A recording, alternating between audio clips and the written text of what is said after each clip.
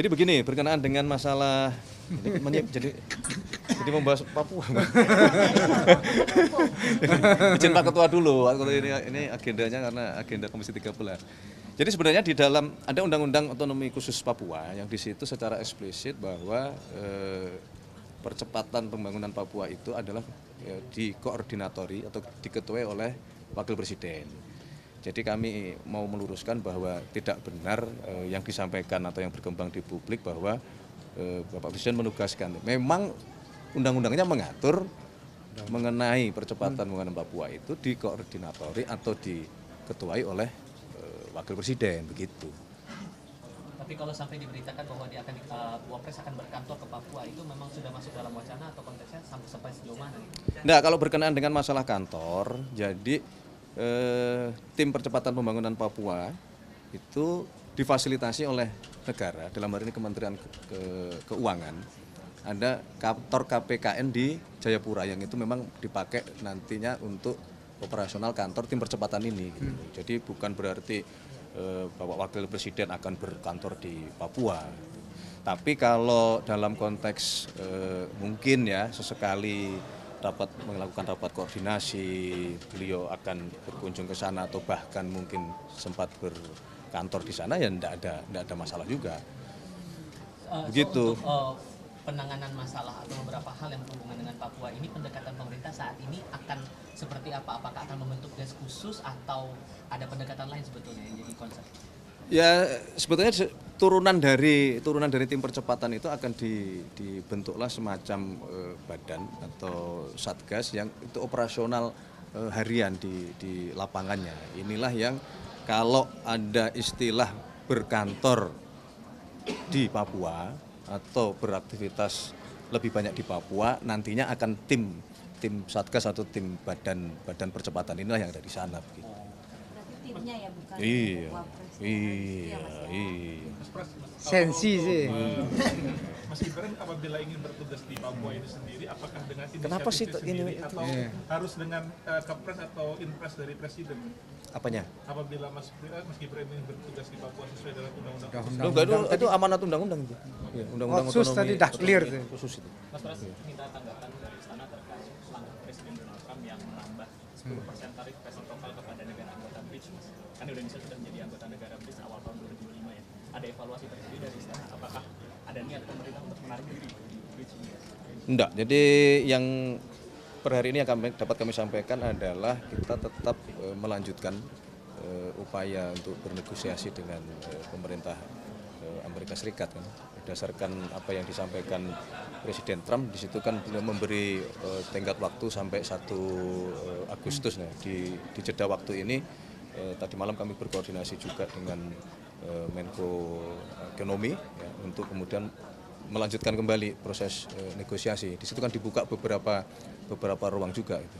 Kalau kaitannya dengan rencana pengenaan kembali tarif 10% bagi anggota BRICS, kami merasa ya itu bagian dari keputusan kita kalau kita bergabung dengan BRICS yang kemudian itu ada konsekuensi, ya mau tidak mau harus kita hadapi kan. Akhirnya kan 32 plus 10%, jadi kan 42 nih bebannya. Ya, belum. Kan kondisinya sudah Belum. 30. Ini kan baru disampaikan begitu skemanya kan begini. Nah, ini kan masih ada waktu, masih ada jeda. Minta tolong aja kita doakan tim yang sedang bernegosiasi supaya bisa menghasilkan yang terbaik lah untuk bangsa kita gitu. Dalam 3 bulan itu apakah sempat ada deadlock nggak sih Mas, sejak tarif 32% awalnya disampaikan sampai sekarang itu kenapa angkanya bisa jadi tetap 32%? Ada deadlock nggak saat negosiasi antara kita dengan Amerika Serikat? Ya bukan deadlock ya, namanya bernegosiasi kan saling memberikan tawaran gitu ya. Dari pemerintah Indonesia juga sudah memberikan tawaran kan gitu. Ya, kalau kemudian itu memang dirasa per hari ini ya belum diterima oleh pemerintah Amerika, ini kita coba lagi lakukan negosiasi ulang. Yang disiapkan itu apa sih Mas? Apakah masih sama dengan yang sebelumnya untuk negosiasi yang disiapkan? Masih sama sebelumnya ada regulasi juga ada impor dari Amerika. Ya sebenarnya kalau kita merasa apa yang kita tawarkan kepada pemerintah Amerika sudah cukup menjawab apa yang selama ini dalam tanda kutip ya menjadi catatan dari pihak Amerika Serikat kan begitu. Syaratnya ada dibilang kita akan bebas tarif kalau kita mau bangun pabrik di Amerika. Apa sejauh mana itu bakal ditindaklanjuti? Belum sampai ke sana, belum sampai. Kita lihat nanti. Mas Pram, ini sesuai dengan undang-undang otsus tadi, Mas ya. Apakah Mas Gibran akan berkantor Balik lagi. Hah? Dalam waktu dekat bakal berkantor nggak kira-kira? Jadi di Papua menjalankan tugas. Saya belum tahu agendanya beliau. Tapi begini kan kalau Bapak Presiden maupun Bapak Wakil Presiden, kemudian para menteri terkait, kemudian juga teman-teman anggota DPR ini berkunjung ke salah satu provinsi, apalagi Papua, kan nggak ada salahnya juga gitu. Kalau perlu ya memang harus sering-sering berkunjung ke situ kan. Jadi tidak perlu dipermasalahkan seolah-olah seperti ada sesuatu gitu. Dramatisir. Mau ke Papua ya memang wajibnya.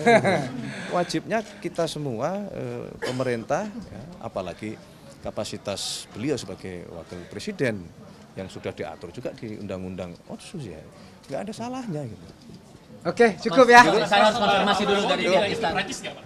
Aku selesaikan dulu di sini. Ya, kita selesaikan kami. Kalau selesaikan. kurang nanti kita ya, Konfirmasi ketemu satu lagi, ini karena berhubung kan sudah 1 bulan suratnya disampaikan kepada DPR dan MPR. Menurut Anda mewakili eksekutif apa itu? masih perlu mendesak dan relevan tidak dorongan dari Forum Purnawirawan TNI untuk memasukkan Mas Gibran dari kursi wakil presiden? Aduh, saya tanya ke DPR itu kita nggak tahu kalau kita Tapi ada surat dorongannya itu. masuk akal tidak? Kira-kira dorongan untuk memasukkan? Ayo, thank you. Terima kasih Mas Ira. Sudah tahu lah, sudah tahu lah.